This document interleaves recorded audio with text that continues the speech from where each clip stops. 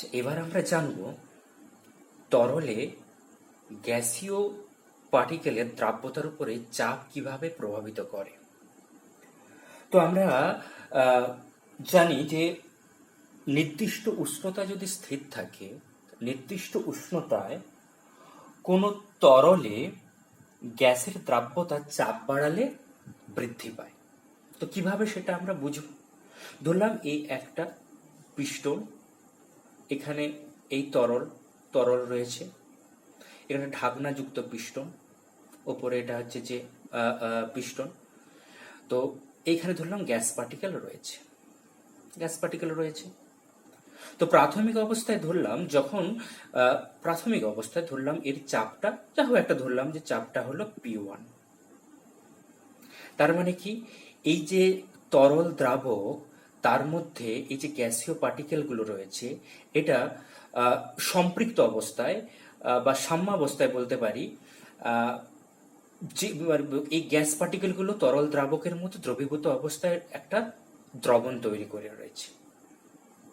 তার মানে কি, সাম্যাবস্থায় কথার অর্থ কি, যে হারে গ্যাসীয় পার্টিকেলগুলো তরল দ্রাবকের মধ্যে দ্রবীভূত হচ্ছে, সেই হারে দ্রবণ থেকে গ্যাসীয় পার্টিকেলগুলো উদ্ভূত হচ্ছে বা নির্গত হচ্ছে। অর্থাৎ দুজনের দ্রবণ এবং যে গ্যাসীয় উপাদান সেটা একটা সাম্যাবস্থায় রয়েছে। এইবারে এই অবস্থায় আমরা গ্যাসের চাপটা উপর থেকে পৃষ্ঠন দ্বারা চাপ দিলাম, চাপটা বাড়িয়ে ধরলাম P1 থেকে P2 করলাম, চাপটা বাড়িয়ে P1 থেকে P2 করলাম। এবারে প্রাথমিক অবস্থায় এই টোটাল এই ফাঁকা জায়গাটায় যতগুলো গ্যাস পার্টিকেল ছিল, এখন কি হচ্ছে, যেহেতু চাপ বাড়ানো হয়েছে, তাহলে ওই একই সংখ্যক গ্যাস পার্টিকেল তার এই মধ্যেকার আয়তন কমে যাচ্ছে। তার মানে একক আয়তনে গ্যাস পার্টিকেলের সংখ্যা বাড়ছে। একক আয়তনে আগে যতগুলো গ্যাস পার্টিকেল ছিল, মানে টোটাল আয়তনের মধ্যে যতগুলো গ্যাস পার্টিকেল ছিল, এখন চাপ বাড়ানোর ফলে গ্যাস পার্টিকেলের সংখ্যা ঠিক আছে, কিন্তু ভেতরের এই যে ফাঁকা স্থানটা, সেই আয়তনটা কমে যাচ্ছে। অর্থাৎ একক আয়তনে গ্যাস পার্টিকেলের সংখ্যা বাড়ছে। এবারে ওই সংখ্যা যখন বেড়ে যাচ্ছে একক আয়তনে গ্যাস পার্টিকেলের, তখন ওই গ্যাস পার্টিকেলগুলোর সঙ্গে এই যে দ্রবণের যে দ্রাবক অণুগুলো, তাদের মধ্যেও কি হচ্ছে, আকর্ষণ বলটা বাড়তে থাকছে। যদি আকর্ষণ বল বাড়ে, তাহলে কি হবে, ওই আরো বেশি সংখ্যক গ্যাস পার্টিকেলগুলো কি হবে, এর মধ্যে দ্রবীভূত হয়ে যাবে, তরল যে দ্রবণটা ছিল তার মধ্যে দ্রবীভূত হয়ে যায়। তার মানে কি, আগে দ্রবণের মধ্যে যতগুলো গ্যাস পার্টিকেল দ্রবীভূত ছিল, এখন এই চাপ বাড়ানোর ফলে আরো বেশি সংখ্যক গ্যাস পার্টিকেল এই দ্রবণের মধ্যে চলে এলো। অর্থাৎ কি হলো, দ্রাব্যতাটা আগের তুলনায় কি হলো, বেড়ে গেল। সেই জন্য বা বলতে পারি, তার মানে কি, দ্রবণে গাঢ়ত্ব, অর্থাৎ এই যে দ্রবণটা ছিল তার যে গাঢ়ত্বটা প্রাথমিক অবস্থায় ছিল তার থেকে এখন বেড়ে গেল। তাহলে আমার কি প্রমাণ হলো, তার চাপ বাড়ালে গ্যাসের দ্রাব্যতা, তরল দ্রাবকে গ্যাসের দ্রাব্যতাটা বৃদ্ধি পায়। তো এটা আমরা জানলাম, চাপ বাড়ালে বৃদ্ধি পায়। এবার এই সংক্রান্ত হেনরি, বিজ্ঞানী উইলিয়াম হেনরি 1803 খ্রিস্টাব্দে একটি সূত্র প্রবর্তন করেছিলেন। বিজ্ঞানী হেনরি, কি সূত্র, হেনরির সূত্র নামে সেটা পরিচিত, সেটা আমরা জানি। তো হেনরির সূত্রতে কি বলা হয়েছিল? তিনি বলেছিলেন স্থির উষ্ণতায়, অবশ্যই একটা কথা আমি আগেও বলেছি, এখনো বলেছি, দ্রাব্যতার যখনই কোনো প্রসঙ্গ আসবে তখন উষ্ণতাটাকে স্থির রাখতে হবে, কারণ উষ্ণতা পরিবর্তন হলে দ্রাব্যতা পরিবর্তনশীল হয় বিভিন্ন দ্রাব অণুর। সেটা আগে আলোচনা হয়েছে। তো হেনরি কি বলেছিলেন, যদি উষ্ণতা স্থির থাকে বা স্থির উষ্ণতায় কোনো তরল দ্রাবকে গ্যাসের দ্রাব্যতা দ্রবণের সঙ্গে সাম্যাবস্থায় থাকা উক্ত চাপের সঙ্গে সমানুপাতিক। অর্থাৎ আমরা একটু আগে যেটা শিখলাম যে চাপ বাড়ালে দ্রাব্যতা বাড়বে, সেটা হেনরি, বিজ্ঞানী উইলিয়াম হেনরি একটা সূত্রের মাধ্যমে প্রবর্তন করলেন। তিনি বললেন কি না, স্থির উষ্ণতায় কোনো তরল দ্রাবকে কোনো গ্যাসের দ্রাব্যতা, অর্থাৎ গ্যাসীয় অণু তরল দ্রাবকে যে হারে যে দ্রবীভূত হচ্ছে, অর্থাৎ সে দ্রাব্যতাটা কি হচ্ছে না, দ্রবণের সঙ্গে সাম্যাবস্থায় থাকা উক্ত গ্যাসের চাপের সঙ্গে সমানুপাতিক।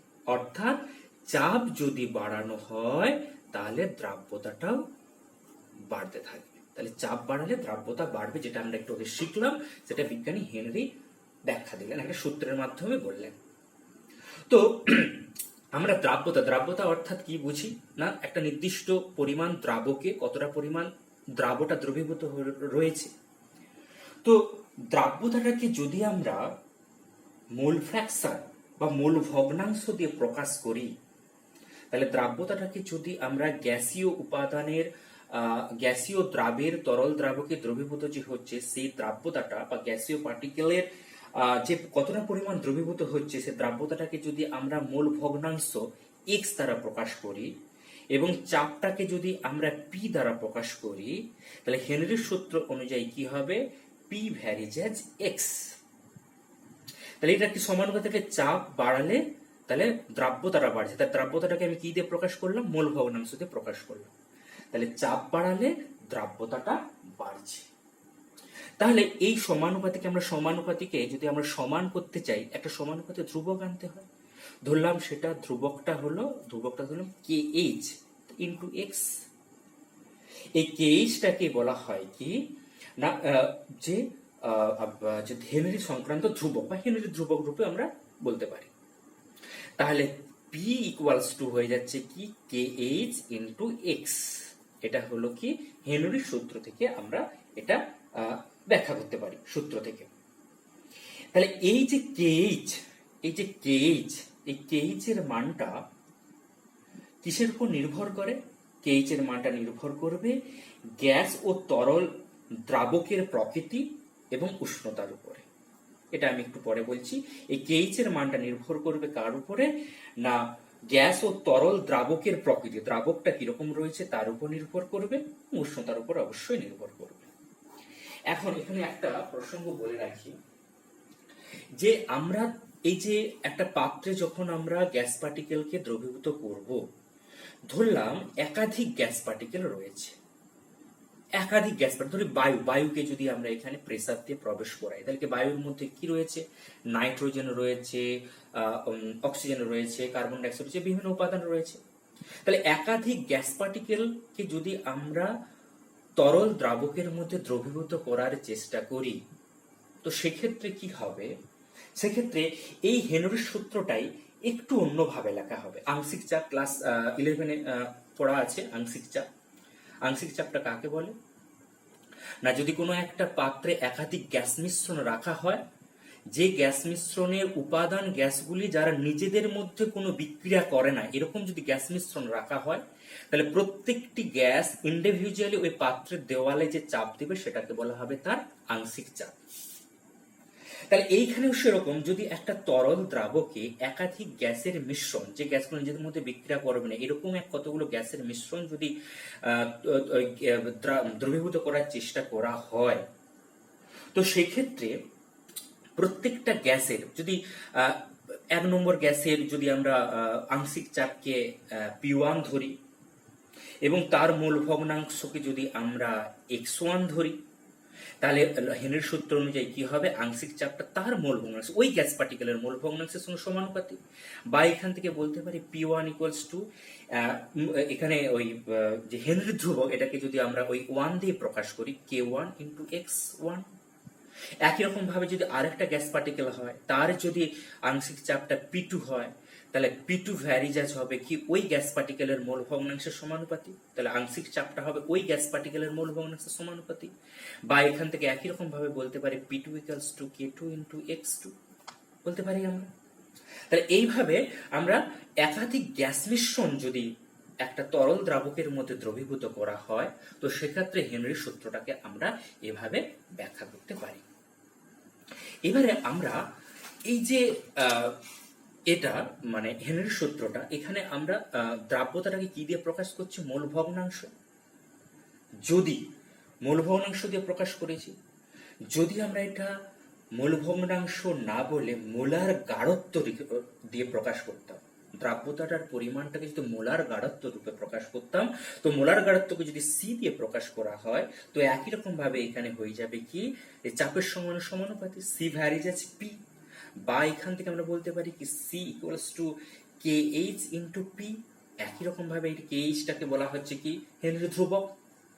তো এই যে হেনরি ধ্রুবক পেলাম আমরা, কে এইচ যে হেনরি ধ্রুবক পেলাম, এই হেনরি ধ্রুবকের এককটা আমাদের জানতে হবে। ম্যাথমেটিক্যালে বিভিন্ন প্রবলেমের ক্ষেত্রে আমাদের কাজে লাগবে এগুলো।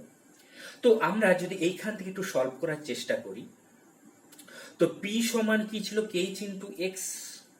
তাহলে এখান থেকে বলতে পারি কে এইচ সমান কি হবে, পি বাই এক্স।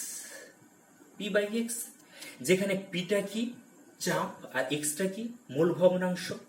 আচ্ছা, মূল ভগ্নাংশ, তাহলে আমি কি নির্ণয় করতে চাচ্ছি, কে এইচ এর একক নির্ণয় করতে চাচ্ছি।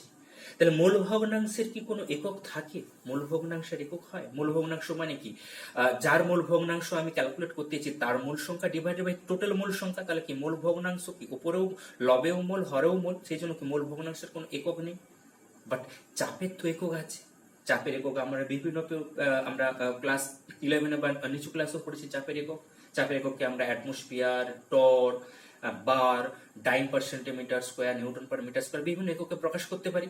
তো সেক্ষেত্রে চাপটার সঙ্গে যদি সমানুপাতি, তার মানে কি এককটা এক্স এর উপর নির্ভরশীল নয়, কার উপর নির্ভরশীল, পি এর উপরে।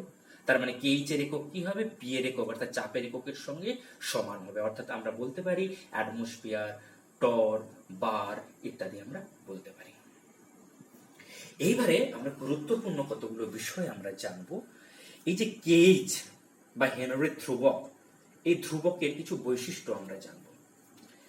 প্রথম আমরা জানবো কি এই কে এইচটা কতগুলো বৈশিষ্ট্য, তার মধ্যে প্রথম আমরা জানবো কি কে এইচটা কি না, কে এইচ এর মানটা গ্যাসের প্রকৃতি। আমরা একটু আগে কিন্তু শিখেছিলাম কে এইচ এর মানটা নির্ভর করে দুটো জিনিসের উপর নির্ভর করে। আমরা আগেই জেনেছিলাম যে কে এইচ এর মানটা গ্যাস বা তরল দ্রাবকের প্রকৃতি এবং উষ্ণতার উপর নির্ভর করে, আমরা জেনেছিলাম। এবারে আমরা সেটাকে একটু ব্যাখ্যায় আসবো। কে এইচ এর মানটা কি বলছি না, গ্যাসের প্রকৃতির উপর নির্ভর করে, অর্থাৎ যে গ্যাসটাকে আমরা দ্রবীভূত করতে চাচ্ছি সেই গ্যাসটার প্রকৃতির উপরে কে এইচ এর মানটা নির্ভর করে। তো আমরা এখানে দেখতে পাচ্ছি কি কে এইচ সমান পি বাই এক্স, বা যদি একাধিক গ্যাস পার্টিকেল নেই সেক্ষেত্রে তাদের কি আংশিক চাপ বাই তাদের মূল ভগ্নাংশ হবে। তাহলে আমরা যদি একটা নির্দিষ্ট একটা ধরুন নর্মাল টেম্পারেচার 25 ডিগ্রি সেন্টিগ্রেড টেম্পারেচারে যদি একটা ক্যালকুলেশন করার চেষ্টা করি, তো দেখবো কি নাইট্রোজেন আর অক্সিজেন দুটো যে গ্যাস, এরা বায়ুর মধ্যে থাকে, নাইট্রোজেনও থাকে, অক্সিজেনও থাকে, এরা কিন্তু কখনো কারোর সঙ্গে বিক্রিয়া করে না। তো তাহলে এরা সাধারণ অবস্থায় মানে নর্মাল টেম্পারেচারে নিজেদের মধ্যে বিক্রিয়া করে না। তো এই অবস্থায় নাইট্রোজেন আর অক্সিজেনের কে এইচ এর মানটা কিন্তু আলাদা আলাদা হবে। নাইট্রোজেনের যেখানে হচ্ছে 8.6 ইন্টু 10⁴ অ্যাটমসফিয়ার, সেখানে অক্সিজেনের হবে কত 4.2 ইন্টু 10⁴ অ্যাটমসফিয়ার। তাহলে আমরা যে গ্যাস পার্টিকেলটা দ্রবীভূত করার চেষ্টা করছি, গ্যাস পার্টিকেলের প্রকৃতি চেঞ্জ হলে তার দ্রাব্যতাটাও পরিবর্তনশীল হয়ে যাচ্ছে। N2 এর দ্রাব্যতাটা বেশি, অক্সিজেনের দ্রাব্যতাটা মানে কে এইচ এর মানটা বেশি আর অক্সিজেনের কে এইচ এর মানটা কম। এবারে এ প্রসঙ্গে একটা প্রশ্ন হতেই পারে, তাহলে যেহেতু আংশিক চাপটা পরিবর্তনশীল হচ্ছে সেই জন্য আমার হচ্ছে যে দ্রাব্যতাটাও পরিবর্তনশীল হচ্ছে। তাহলে এখানে যে এক্স মূল ভগ্নাংশের সঙ্গে এখানে অতটা নির্ভরশীল না হলে তাহলে কি আংশিক চাপ, যেহেতু দুটোর আংশিক চাপ নাইট্রোজেন আর অক্সিজেন কখনো তাদের আংশিক চাপ যেহেতু সমান হবে না, সেই জন্য সেগুলো পরিবর্তন হওয়ার জন্য কে এইচ এর মানেরও পরিবর্তন হচ্ছে। তো এইবারে আমরা আরেকটা জিনিস জানবো, কে এইচ এর মানটা দ্রাবকের প্রকৃতির উপরও নির্ভর করতে পারে। কে এইচ এর মানটা কিসের উপর নির্ভর করবে, আমরা এটা কিসের উপর নির্ভর করলাম, এটা দ্রাবের প্রকৃতি। এবার বলছি কি আমরা যে তরল দ্রাবকটা ইউজ করছি, যে তরল দ্রাবকের প্রকৃতির উপরও নির্ভর করতে পারে। তরল দ্রাবকের যদি পরিবর্তনশীল হয় সেক্ষেত্রেও কিন্তু দ্রাব্যতা পরিবর্তন হতে পারে। যেমন আমরা যদি একটা নর্মাল কথা ভাবি যে নাইট্রোজেন, এই যে নাইট্রোজেনের দ্রাব্যতাটা যেখানে জলে, এই যে মানটা দেখানো হচ্ছে এটা জলে যদি তার কেইচ এর মানটা 8.6 ইন্টু 10⁴ হয়, সেক্ষেত্রে বেঞ্জিন যদি দ্রাবকটা চেঞ্জ করে আমরা বেঞ্জিন করি, তো বেঞ্জিনের ক্ষেত্রে কেইচ এর মানটা দাঁড়িয়ে যাচ্ছে কত, 0.23 ইন্টু 10⁴ অ্যাটমসফিয়ার। তার মানে কি, দ্রাবকটা যখন জল থেকে বেঞ্জিনে পরিণত হচ্ছে, তখন কেইচ এর মানটা কমে যাচ্ছে। এখন একটু প্রশ্ন হতে পারে, কেইচ এর মানটা কমলো কেন? আমি নাইট্রোজেনকে একবার জল দ্রাবকে দ্রবীভূত করার চেষ্টা করছি, একবার বেঞ্জিন দ্রাবকে দ্রবীভূত করার চেষ্টা করছি। তো তাহলে এর মানে দ্রাব্যতার পরিবর্তনশীল হলো কেন? খুব ইম্পর্টেন্ট একটা বিষয় এটা। আচ্ছা, নাইট্রোজেন যেহেতু, তাহলে নাইট্রোজেনের তো এখানে জলের ক্ষেত্রেও নাইট্রোজেন, বেঞ্জিনেও নাইট্রোজেন, তাহলে আংশিক চাপটাকে যদি আমরা সমান ধরে নেই, তার মানে এই যে দ্রাব্যতাটা এক্স এর মানের পরিবর্তন হচ্ছে, তাহলে এক্স এর মানের পরিবর্তনের জন্য কেইচ এর মানের পরিবর্তন হচ্ছে। এবার একটা প্রশ্ন, দ্রাব্যতা মানে এক্স বলতে কি বোঝাচ্ছে? তার দ্রাব্যতাটা, ওই নাইট্রোজেনের দ্রাব্যতাটা। আচ্ছা, নাইট্রোজেন কি একটা নন পোলার কম্পাউন্ড? আমরা জানি কি নন পোলার দ্রাবকে সহজে দ্রবীভূত হতে পারে। তার মানে নাইট্রোজেনটা বেঞ্জিনে খুব সহজে দ্রবীভূত হতে পারে। তার মানে নাইট্রোজেনের দ্রাব্যতাটা বেঞ্জিনে হবে বেশি আর জলে হবে কম। জল যেহেতু পোলার দ্রাবক, তাহলে জলে হবে কম আর নাইট্রোজেনের দ্রাব্যতা বেঞ্জিনে হবে বেশি। তাহলে এই যে রাশিমালাটা, তার কি হচ্ছে, যদি দ্রাব্যতাটা বেঞ্জিনে বেশি হয়, তার মানে কি ভগ্নাংশের হরের মানে বেশি হচ্ছে। তাহলে একটা ভগ্নাংশের হরের মানে যদি বেশি হয়, তাহলে টোটাল মানটা কি হবে, কমে যাবে। সেই জন্য বেঞ্জিনের ক্ষেত্রে কি হচ্ছে, কেইচ এর মানটা কম হচ্ছে। আর যেহেতু জল একটা পোলার দ্রাবক, সেই জন্য পোলার দ্রাবক হয়, নাইট্রোজেন যেহেতু নন পোলার কম্পাউন্ড, সেই জন্য নাইট্রোজেনের জলের দ্রাব্যতাটা কম, অর্থাৎ এক্স এর মান কম। সেই জন্য P/X এর মানটা বেশি, অর্থাৎ কেইচ এর মানটা বেশি। এখান থেকে বুঝলাম কি, দ্রাব্যতাটা, তরল দ্রাবকটা যদি পরিবর্তনশীল হয় একটা নির্দিষ্ট দ্রাবের রেসপেক্টে, তাহলে কিন্তু কেইচ এর মানটা পরিবর্তনশীল হতে পারে। এবারে আমরা জানবো যে কেইচ এর মানটা, যদি ধরলাম দুটো গ্যাস যাদের দুটোরই আংশিক চাপ সমান, যদি এরকম হয় যে দুটো গ্যাস নিলাম, দুটোরই আংশিক চাপ সমান, তাহলে সেক্ষেত্রে দ্রাব্যতাটা কোন গ্যাসের ক্ষেত্রে কেমন হবে? আচ্ছা, আমরা যদি এই যে আগের সমীকরণটা যে শিখেছিলাম যে P1, ধরলাম একটা গ্যাস, 1 নম্বর গ্যাস, তার ক্ষেত্রে হেনরির সূত্রটা কি হবে না, K1 ইন্টু X1। আর একটা গ্যাস P2, তার ক্ষেত্রে হবে কি K2 ইন্টু X2। তাহলে যদি আংশিক চাপ দুটো সমান হয়, অর্থাৎ P1 সমান হবে কি P2, তাহলে সেক্ষেত্রে বলতে পারি কি K1 X1 সমান কি হবে K2 X2। তাহলে K1 বাই K2 সমান কি হবে X2 by X1। K1 by K2 সমান হবে কি X2 বাই X1। অর্থাৎ K1 এর সঙ্গে X1 এখানে কি দেখতে পাচ্ছি, ইনভার্সলি প্রপোর্শনাল, অর্থাৎ ব্যস্তানুপাতে আছে।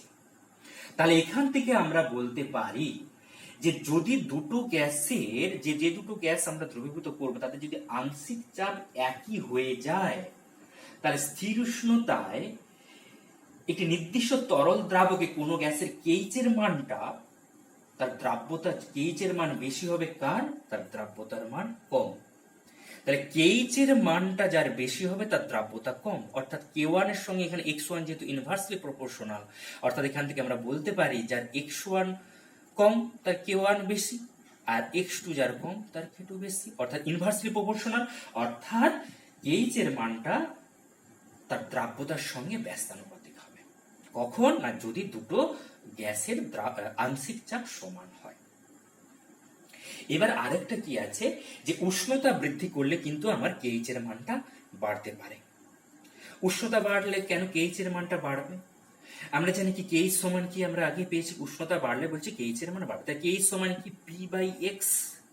তাহলে যদি কোনো একটা সিস্টেমের আমি যদি উষ্ণতা বাড়াই, তাহলে এই মোল ভগ্নাংশের মোট পরিবর্তন না হলেও, যেহেতু উষ্ণতা বাড়ানোর জন্য ওই যে দ্রবণের উপরে যে গ্যাস পার্টিকেলটা রয়েছে তার কি হচ্ছে, চাপ বাড়বে। তার মানে চাপ বাড়ছে, চাপ বাড়া মানে কি একটা এই এই এই যে সমীকরণটা, তার কি উপরে লবের মান বাড়লে কি অটোমেটিক কেইচ এর মান বাড়বে, অর্থাৎ চাপ বাড়ার সঙ্গে সঙ্গে কেইচ এর মান বাড়বে। সেই জন্য আমরা বলতে পারি যদি উষ্ণতা বাড়ায়, যেহেতু চাপ বাড়ছে, সেই জন্য কেইচ এর মানটাও বাড়তে থাকে। তাহলে আমরা এতক্ষণ জানলাম কেইচ এর মান অর্থাৎ হেনরি ধ্রুবকের মান কোন কোন বিষয়ের উপর নির্ভর করে বা কি কি তার বৈশিষ্ট্য রয়েছে। খুব ইম্পর্টেন্ট, এখান থেকে শর্ট কোশ্চেন আছে। তবে এটা জানার সঙ্গে সঙ্গে আমাদের আরেকটু কিছু জানতে হবে, সেটা কি যে কেইচ এর মান কোন কোন ক্ষেত্রে বা সরি হেনরির সূত্রটা কোন কোন ক্ষেত্রে অ্যাপ্লিকেবল নয়, অর্থাৎ লিমিটেশন গুলো আমাদেরকে জানতে হবে। হেনরির সূত্রের লিমিটেশন গুলো কি কি রয়েছে সেগুলো আমাদেরকে জানতে হবে, লিমিটেশন গুলো।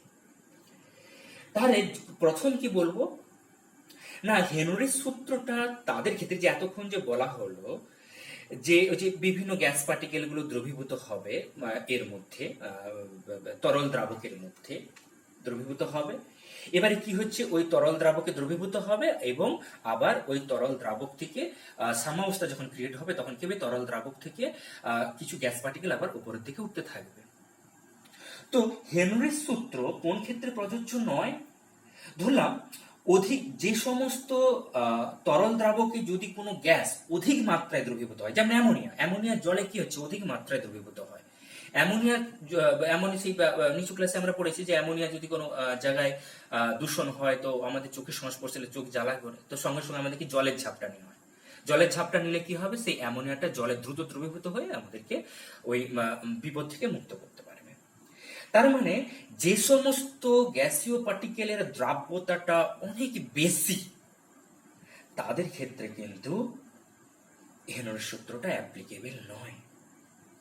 আবার একটা জিনিস, তাহলে অ্যামোনিয়ার ক্ষেত্রে আমরা হেনরির সূত্র অ্যাপ্লিকেবল করতে পারবো না, অ্যামোনিয়া যদি দ্রাবক হিসাবে ব্যবহার করি। আবার একটা জিনিস, সেটা কি হচ্ছে, যদি যে দ্রাবটা আমি তরল দ্রাবকে দ্রবীভূত করব, সেই দ্রাবটা যদি নিজে ওই তরল দ্রাবকে দ্রবীভূত হওয়ার সঙ্গে সঙ্গে নিজে আয়নিত হয়ে যায় বা সংযোজিত হয়ে যায়, যদি কোনো যে দ্রাবটা আমি তরল দ্রাবকে দ্রবীভূত করব, সেই দ্রাবটা যদি আয়নিত হয়ে যায় বা কোনো ক্ষেত্রে যদি সংযোজিত হয়ে যায়, তাদের ক্ষেত্রে কিন্তু হেনরির সূত্রটা অ্যাপ্লাই করা যাবে না। আরেকটা বিষয় জানতে হবে যে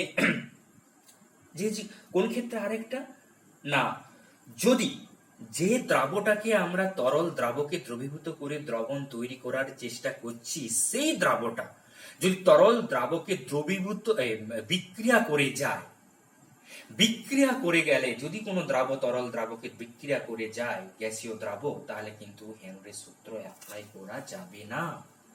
তাহলে এই কয়েকটা বিষয় আছে যার উপরে হেনরির সূত্রটা অ্যাপ্লাই করা যায় না। এবারে হেনরির সূত্রের কতগুলো বাস্তব উদাহরণ। তাহলে হেনরির সূত্রের মূল বিষয়বস্তুটা কি হলো, চাপ বাড়লে দ্রাব্যতা বাড়বে।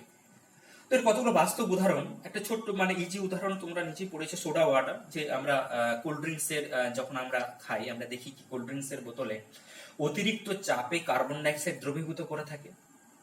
এবারে যখনই কোল্ড ড্রিঙ্কস এর বোতলের ছিপিটাকে খোলা হয়, সঙ্গে সঙ্গে কি হয়, ওই অতিরিক্ত চাপ মুক্ত হয়। ভেতরের চাপ তখন কি হয়, বাইরের চাপের তুলনায় বেশি থাকার জন্য কি হয়, ভেতর দিকে কার্বন ডাইঅক্সাইড গ্যাসটা কি হয়, বাইরে বেরিয়ে আসে।